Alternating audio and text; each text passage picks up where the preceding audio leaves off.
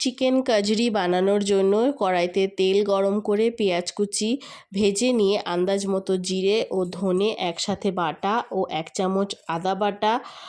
1 চামচ রসুন বাটা ও 1 চামচ শুকনো লঙ্কা বাটা ও 1 চামচ হলুদ গুঁড়ো দিয়ে ভালো করে কষে ওর মধ্যে পটল থেকে বের করা শাঁস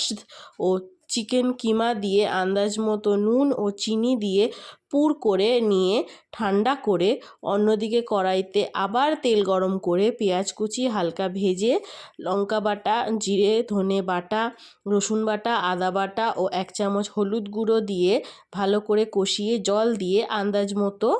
নুন ও চিনি দিয়ে ফুটতে দিয়ে অন্যদিকে খোসা ছাড়ানো